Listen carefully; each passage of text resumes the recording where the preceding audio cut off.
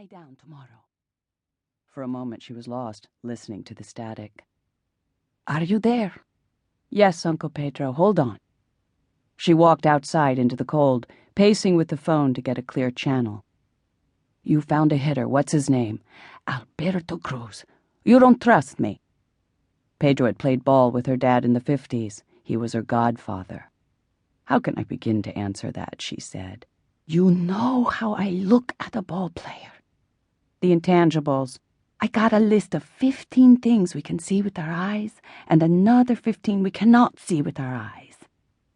Cassidy smiled, loving it, the list, the lecture, the oral history of baseball, hearing it evolve, full of pomp and fantasy, soothing as a bedtime story.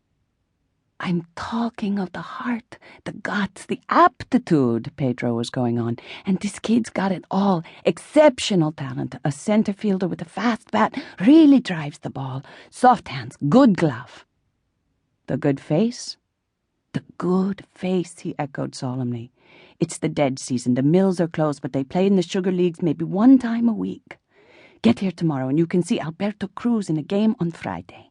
They said on the news there's a big storm coming, but you can beat it." "Hello, Edith?" "What?" "Talking to my dog." A small white terrier had padded out of the bar looking for Cassidy, shaking her hide and yawning. Pedro, impatient. "Got a problem?" "Not a biggie. It's just 3,000 miles out of my territory." "They'll annihilate me, Pedro. They're just looking for a reason." "This kid won't last. The other organizations are going to be all over him." Cassidy looked at her watch. "I'd have to call my supervisor. Travis, Raymond, someone. I can't just get on a plane." "Okay," he said, "forget it." "But Alberto Cruz—" "One thing I learned after 30 years, there's always another ball player." In Pedro's silence, she heard a resounding affirmation, and a shot of adrenaline pierced the boozy high. A batter has a quarter of a second to commit to the swing.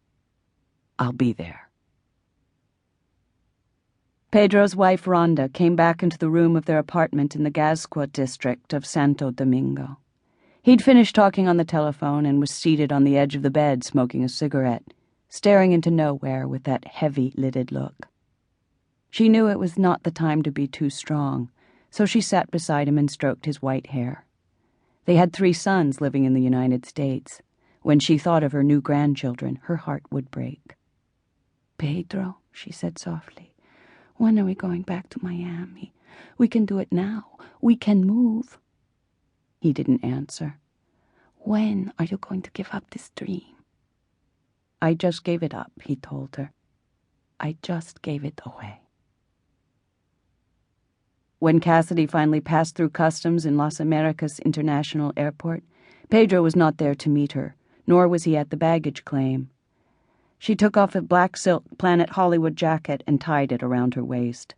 The listless air smelled like lukewarm vegetable soup. As the crowd of passengers thinned, she alone continued to pace the terminal, scanning a sea of black faces. American airports are dead at night. This one was like a block party, laughter, and boomboxes playing Latin music. The place was teeming with men and boys, hordes of boys under the age of 12 swarming the arrivals for spare change, and men lined up along the walls, watching. Cassidy was used to being looked at, a big blonde girl with broad hands and hard wrists. She pretended to ignore them, but in sidelong looks at the lean bodies and sinewy long limbs there was an irrepressible thrill. The classic Dominican baseball physique, the template on which great players have been built. Her mouth was dry. She was coming down fast. The flight to Santo Domingo had been delayed in Miami, so she sat in the Admiral's Club and drank with a guy she met, good-looking, older, a business type. He was buying. It was raining. She went way past her quota. Past 4 extra-strength Tylenol and a liter of Evian water. And now, reality. Her feet were walking, all by themselves, it seemed, on foreign soil. She had no Dominican money. She had not called her supervisor. The cost of the ticket had maxed out her credit card. She started up the ramp. Someone was calling her name, but she kept walking until she looked over and glimpsed a familiar white head keeping pace. "Uncle Pedro." She ducked beneath a railing.